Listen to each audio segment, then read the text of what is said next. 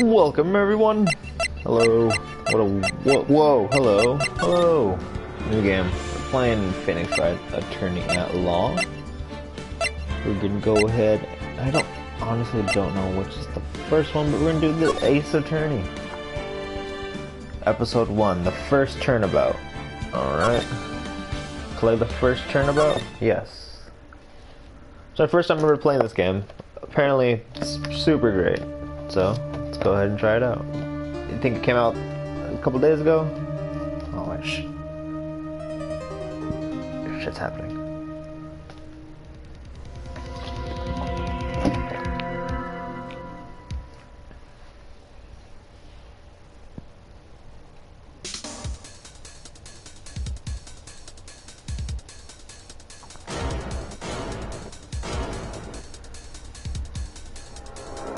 Like him.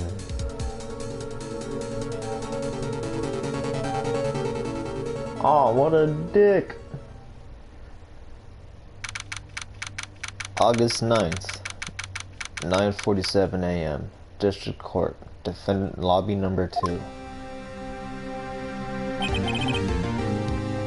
Boy, am I nervous. Whoa, what's up, baby? Oh, hiya, Chief. That's the Chief. Chief Mia? Chief Mia? Whew. Glad I made it on time. I don't want to read all this. Well, I have to say, Phoenix, I'm impressed. Not everyone takes on a murder trial right off the bat like this. It says a lot about you. And your client as well. Thanks. Dude, she's thanking me, dude. Actually, it's because I owe him a favor. A favor? You knew the defendant before the case? Yep, I sure did. He was my good best friend's cousin's best friend's neighbor. Actually, I kind of love my current job of him. He's one of the reasons I became an attorney. Well, that's news to me. I want to help him out any way I can. I just really want to help him. I owe him that much. It's over. My life is over. Everything's it's all over. It's all done. Is that your client screaming over there? Yep, that's him. My god, this guy's really in for it. Sounds like he wants to die. Jeez. Aw, dude, this guy's crying. Hey there, Larry. Dude, Larry, don't worry, dude. Dude, I'm so guilty. Tell them I'm guilty. Give me the death sentence. I ain't afraid to die. What? Dude, Larry, you're insane. I can't live in a world without her. I can't. Who took her away from me, Nick? Who did this? Oh, Nick, you gotta tell me. Who took my baby away? That's inner dialogue. The person responsible for your girlfriend's death. The newspapers say it was you. Apparently, well, obviously this guy's being framed. We saw the cutscene. Oh, my name is Phoenix Wright. Here's the story. My first case is a fairly simple one. A young woman was killed in her apartment. The guy they arrested was an unlucky sap dating her. Larry Butts, my best friend since grade school. Our school had a saying, when something smells, it's usually the butts. In the 23 years I've known him, it's usually been true. He has a knack for getting himself into trouble. The one thing I could say though, is usually not his fault. He just has terrible luck. But I know better than anyone that he's a good guy at heart. That I owe him one, which is why I took the case to clear his name. And that's just what I'm going to do. That and read better. August 10th, same day, this time it's 10 a.m. Oh shit. Court is now in session for the trial of Mr. Larry Butts. The prosecution is ready, Your Honor. Dude, the defense is ready, Your Honor. Mr. Wright, this is your first trial, is it not? Yes, Your Honor, it's my first trial, but I would like to let the court know that I will not go easy on the prosecution. I intend on laying it hard. Your conduct during this trial will decide the fate of your client. Murder is a serious charge for your client's sake. I hope you can control your nerves. Thank you, Your Honor. I am solid as a stone.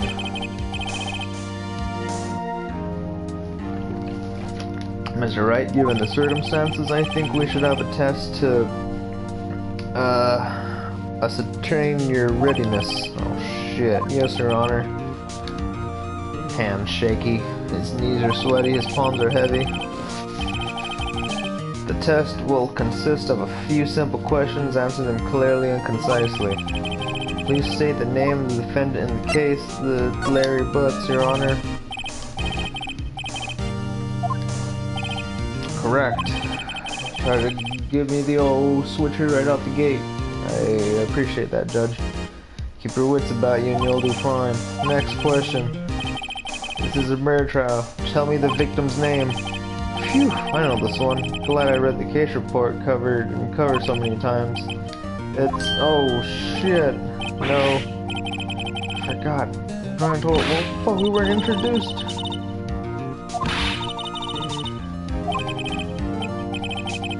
Of course I know the victim's name. I just forgot temporarily. This is on the court record. Press the R1 button to quickly do it. Dude. Cindy. Cindy Stone, victim case.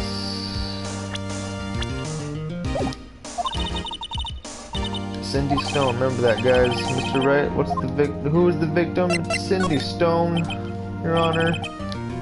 I clearly did not just look that up. Now tell me what was the cause of death.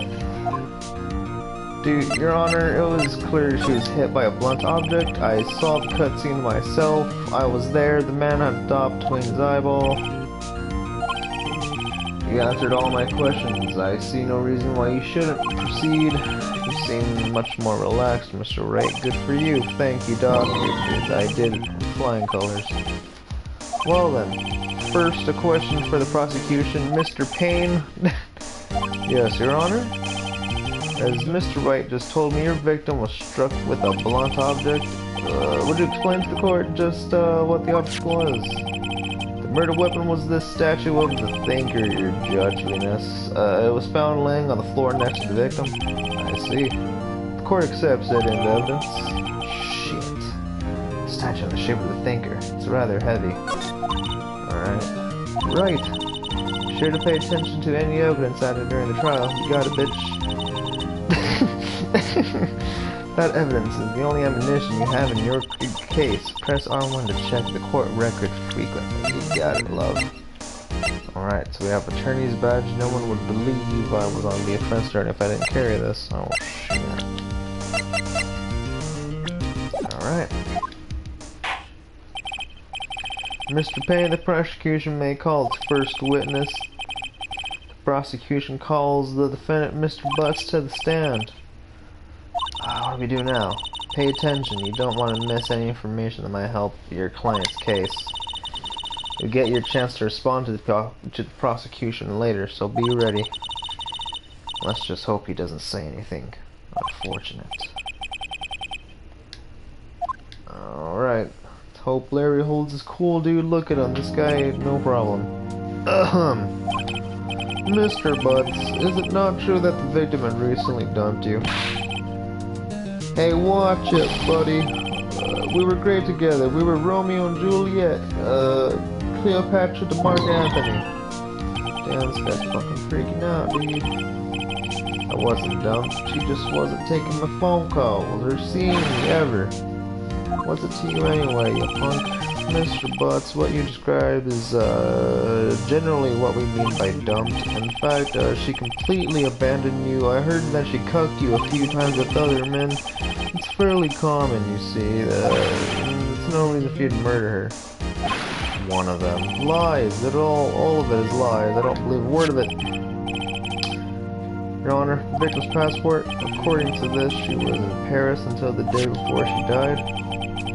Alright, cool. Passport. The victim apparently arrived home from Paris on July 30th, the day before her murder. Okay. Let's go ahead and take down notes. I got my pen pad.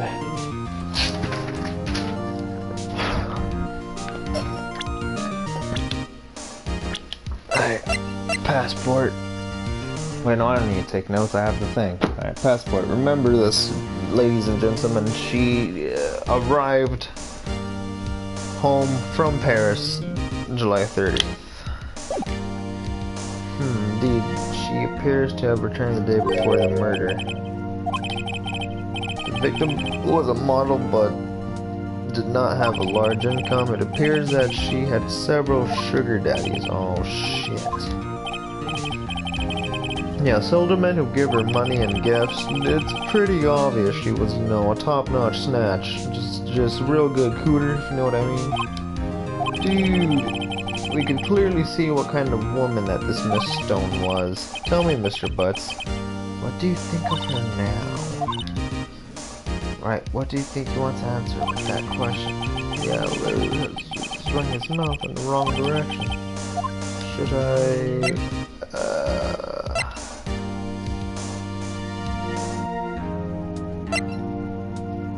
Dude, wait and see what happens. Might be better not to get involved in this one. Alright, let's see if I made the right decision. Well, Mr. Butts, dude, no way. That cheating she-dog. I'm gonna die. I'm gonna drop dead.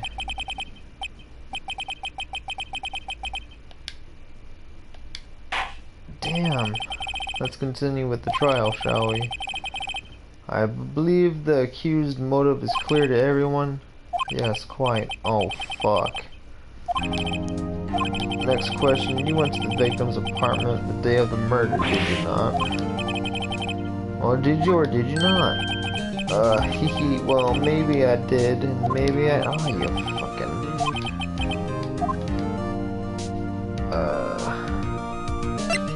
Dude, have a monster... Dude, I know, just...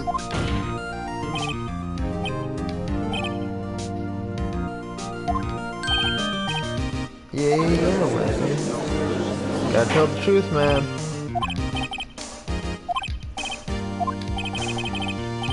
She wasn't home, man. She didn't answer. Garner, the defendant is lying. The prosecution would like to call a witness who can prove Mr. Butts is lying. Well, that simplifies matters. Who's your witness? The man who found the victim's body just before making the gruesome discovery. He saw the defendant fleeing the scene of the crime. Who is this again? Order in the court. Mr. Payne, the prosecution may call its witness. Yes, Your Honor. Dude, this isn't going good. My guy looks so totally guilty. This Mr. Payne here is one tough fucking competitor. On the day of the murder, my witness was selling newspapers at the victim's building. Please bring Mr. Frank Switz to the stand. Oh, shit. Dude, that's the asshole we saw. Look how happy he is. He's trying to trick everyone.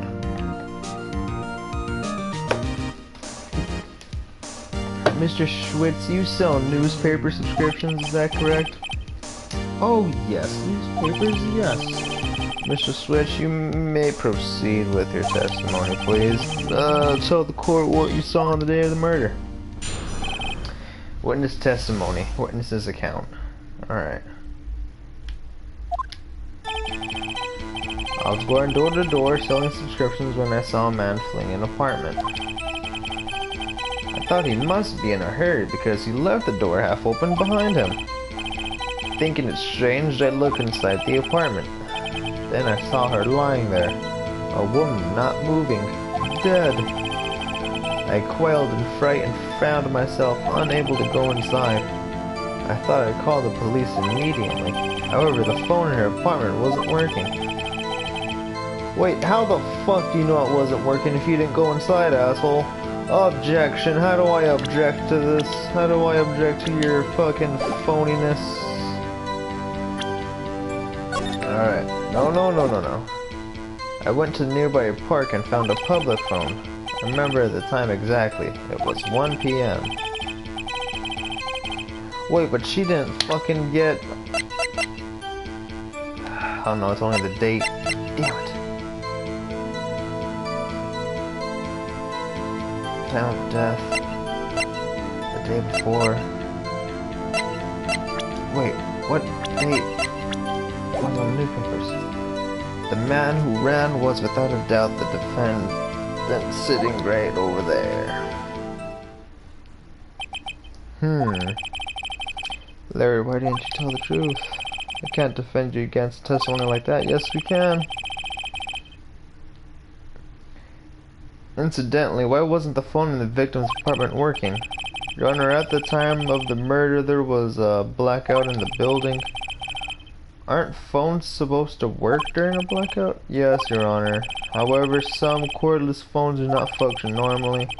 The phone that Mr. Sweats used was one of those. Your Honor, I have a record of the blackout for your pursual. Electricity at Mr. Stone's building was out from noon to 6 p.m. the day of the crime. Now, Mr. Wright, yes, Your Honor, you may bring your cross-examination. Cross-examination? Alright, right, this is it. The real deal. Why you have to expose the lies in the testimony that the witness just gave. Alright, that's how to call this guy out on his bull. Then when the witness must have lied in his testimony, or is your client guilty? Nope, dude, my guy is innocent. He's clean as a whistle. Compare the witness's testimony to the evidence at hand. There's bound to be a contradiction in there. Yeah, he didn't go inside. How do you know the phone wasn't working? He can't look and, you know. First, find connections between the court record and the witness's testimony. Then, once you found the contradicting evidence, present it and rub it in the witness's face. You got it, sweetie. Open the court record with the R1 button and point out the contradictions in the testimony. Alright. Alright, you little shit. Dalph's taking the stand. I was going door to door selling subscriptions when I saw the man fleeing an apartment.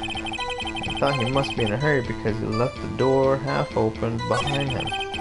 Thinking it strange, I looked inside of the apartment where I saw her lying there, a woman not moving dead. I pulled in fright and found myself unable to go inside.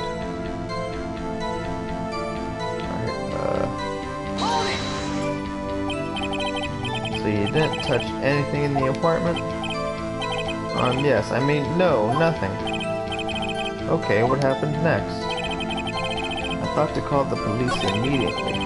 However, the phone in her apartment wasn't working. There you go, hold it, you little shit. The phone in her apartment wasn't working? Yes, I mean, no, it wasn't, right?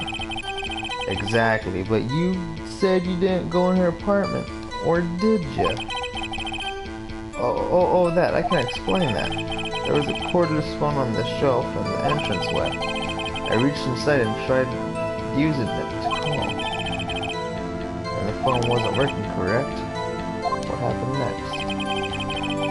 I went to a nearby park and found a public phone. I remember the time exactly. It was 1 p.m. Alright, so her autopsy report says that she died between 4. Let's present that. You found the body at 1 p.m. You sure?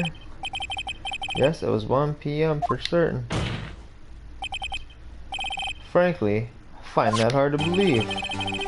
Your statement directly contradicts with the autopsy report. The autopsy notes the time of death at somewhere after 4 p.m. There was nobody to find it at 1 p.m. How do you explain this 3-hour gap, asshole? Whoa. This is trivial. The witness merely forgot the time. He did not forget shit. Look at the judge. Even the judge knows. After his testimony, I find it hard to believe. Mr. Schwartz, Why were you so certain you found the body at 1 p.m.? That's a really good question there, Judge. Hell yeah, I caught that little shit for his lies. That's all you have to do, point out the connections. Lies always, Bridget Moore lies. See through one and their whole story falls apart. Hell yeah. Wait, I remember now. Would you like to care to give your testimony again? Alright, let's hear what his new story is. The time of discovery. You see, when I found the body, I heard the time. There was a voice saying the time. It was probably coming from the television. Wait a second, asshole. You said that there was a fucking blackout. It was 3 hours off, wasn't it? I guess the victim must have been watching a video of a taped program. That's why I thought it was 1 p.m. Terribly sorry about the misunderstanding. I see. You heard a voice saying, the time on a taped program. Mr. Wright, you may cross-witness the examination. Don't worry, I already called him out on it. I got this. I got it, and buddy, you said you heard it. Let's go ahead and present your bullshit blackout. Hold it right there, pussy. The prosecution has said that there was a blackout at the time of the discovery, and this record proves it. You couldn't have heard of television or a video. That's right. See, dude, I got him. The defense has a point. Do you have an explanation for that, Mr. Douche? Nope, I found it quite puzzling myself. That's right. Wait, I remember now. Schwartz, court would prefer to hear an accurate testimony from the very beginning. These constant corrections are harming your credibility. That you seem rather distraught. That's right. Dude, I got this scam down, no problem. Let's hear testimony one more time, please. Alright, this is it. Hearing the time. Actually, I didn't hear the time. I saw the time. There was a table clock in the apartment, wasn't there? Yeah, the murder weapon the killer used. Nope. First of all, you're just making this too obvious, okay? You saw a clock. I guess that would explain it. Gladly.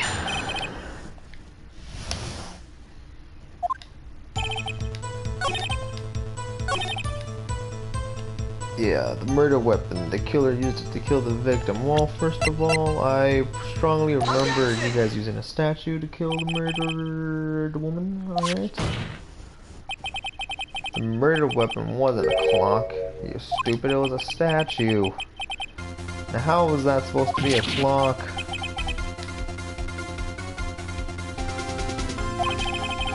Dude, just answer the question, right? Hey, I saw it there, okay? That's a clock. Yes, Mr. Payne. The witness stated this statue is indeed a clock. The neck is a switch. You just tilted and said the time out loud. Doesn't look like a clock. I submitted it as a statue. My apologies.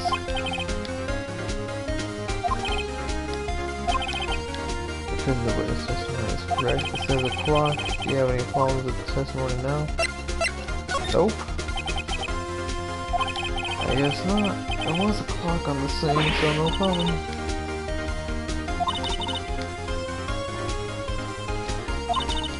Witness could have possibly known it was a clock just by seeing it. He says so as he never entered the apartment.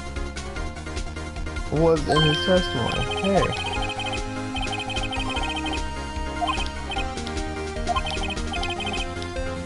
The only way he could have known it was the weapon with the clock he had in his hands.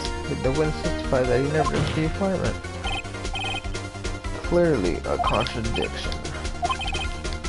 The witness knew it was a clock because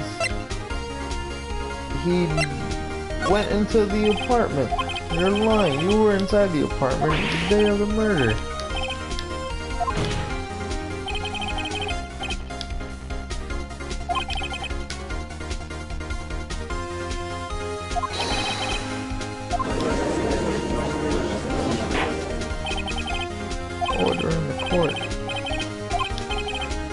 Yes, Your Honor. We'll go ahead and explain everything this guy did. Mr. Schwartz, the sound must have left quite an impression on you. Understandable, since the murder weapon spoke just as you hit the victim, the voice was burned into your mind. That's why you were certain about the time. What's the meaning of this? This is all Baleness conjectures. Faceless.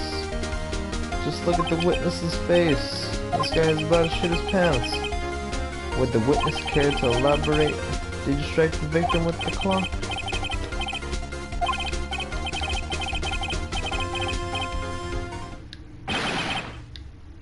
Dude, he threw his hair at me.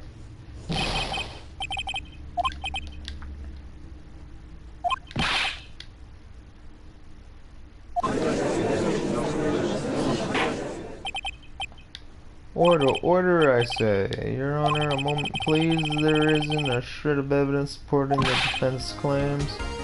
Mr. Wright, Your Honor. You claim the sound witness heard came from the clock. Do you have any evidence? Well, face attorney, I better think of through carefully. Yes, Your Honor. Heard was definitely to this clock. Ask the neighbors, wait, what? Examine the, wait. A fact which is clear if you simply try sounding the clock.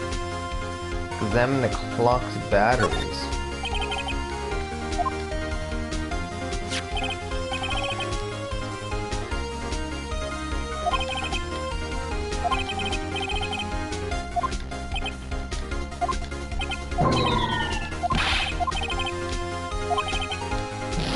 Oh, fuck.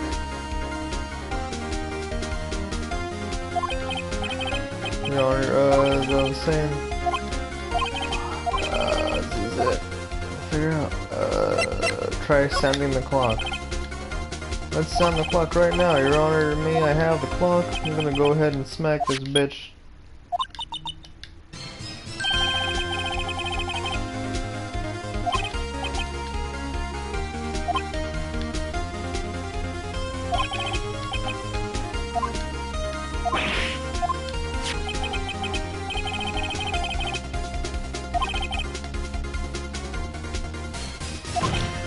Whoa, dude, that's right.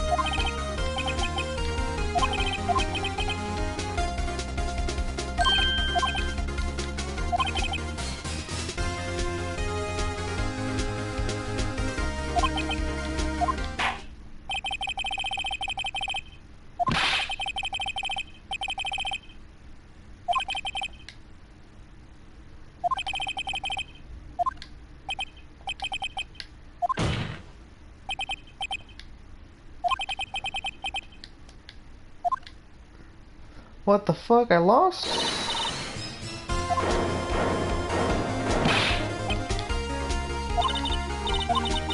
Oh fuck, the bitch came to save me.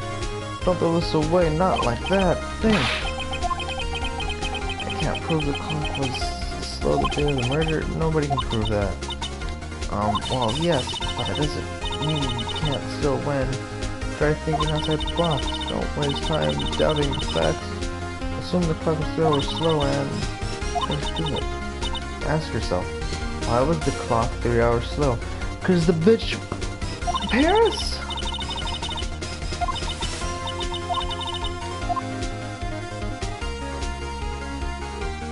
Yes, she got home on Paris, dude.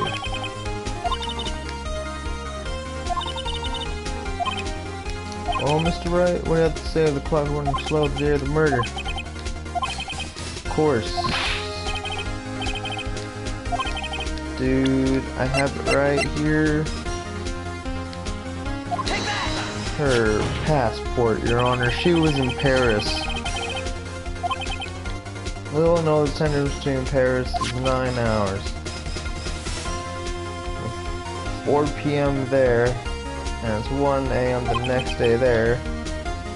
That was 9 hours fast. The victim hasn't reset her clock since returning home. That's why the time you heard when you struck her dead in her apartment was wrong.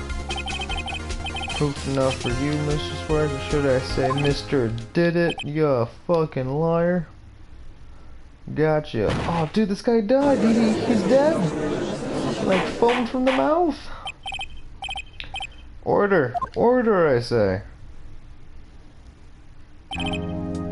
Well, that case has certainly turned out differently than we all expected. Mr. Payne, your witness, he's dead. He was arrested and he was taken away, Your Honor. Damn. Very well. Mr. Wright? Yes, Your Honor. I have to say I'm impressed. I didn't think I'd ever seen anyone complete a defense so quickly. And to find the true culprit at the same time? Thanks, Your Honor. You could say it was quite simple. Don't know why those lawyers complain about all this being so hard. At this point, this is only a formality, but this court finds the defendant, Mr. Larry Butts, not guilty. Oh yeah. Thank you. Thank you. Thank you. Please. And with that, this court is adjourned. Alright, we did it, Larry. We did it, Larry. It turns out that Frank Switz was a common burglar. He posed as a newspaper salesman to check and see when people were out of their houses that day. When Larry went to her apartment, the victim wasn't home. After he left, Mr. Schwartz let himself in to do his dirty work. While he was searching her place, the victim returned. Flustered, Mr. Schwartz grabbed the nearest blunt object he could find. Fucking killed her. August 3rd, 2:32 p.m. District Court Defendant Lobby number 2. Whew! I still can't believe we won. Mr. Wright, good job in there. Congratulations. Thanks, Chief. I owe it all to you. Not at all. You fought your own battles in there. It's been a while since I've seen a trial end such a satisfying note. I've never seen the Chief looks this happy, dude. If she's this glad, imagine how Larry must feel right now. Dude, Larry! Don't worry about me. I'll be dead and gone soon. Good. Wait. No, I mean bad. I know, Larry, you're innocent. This case is closed. But my Cindy Wendy's gone, man. Gone forever. There she was. Oh yeah, wasn't she like a gold digger? Damn, Larry. Pussy that good? Hehe. Thanks, I really owe you one. Won't forget this ever. Let's celebrate dinner, man. Movie my treat. Oh no, I couldn't. Yeah, I wasn't the one to get you off the hook. Here, take this. It's a present. Actually, I made this cloth for her. I made one for her and one for me.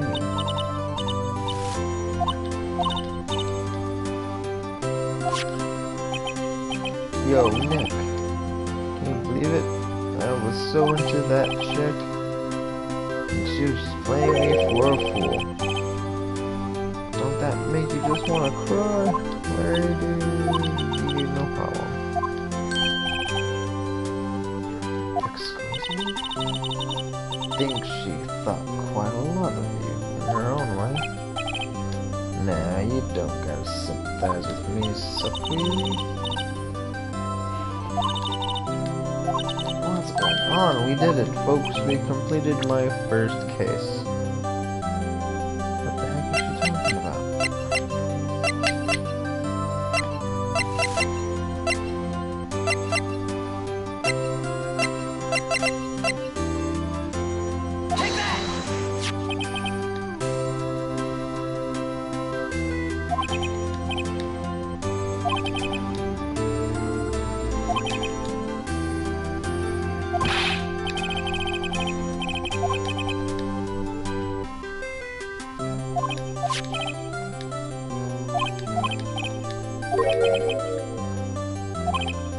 No problem, man.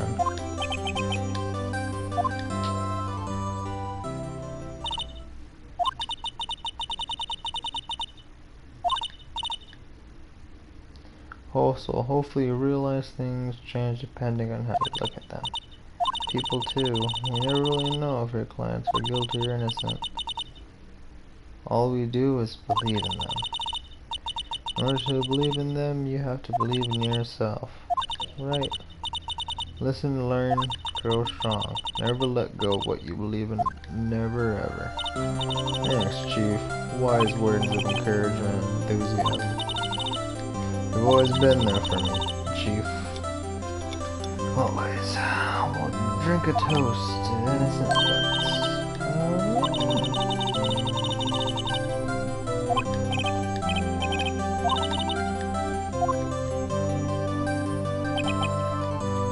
So my first trial came to a close. Lawyer slapped me on the back and said, "Gee, Nick, it's good to have friends, but I'm pretty sure he's not going to pay us unless you count the clock he gave me." I didn't know what to do, man, but that clock was soon going to be the center of another incident. And my promise to tell the chief about me and Larry would be one promise that wouldn't be able to keep. The end. Dude, that game was fun. This game was fun. I honestly want to keep playing it. Dude, episode 2, baby! Hell yeah! We'll save this content. Save your progress up to this point. Yes, please. Let's go ahead and do file 3. Alright, folks, we'll leave it at that. Next time. Episode 2 of the Turnabout Sisters. Peace.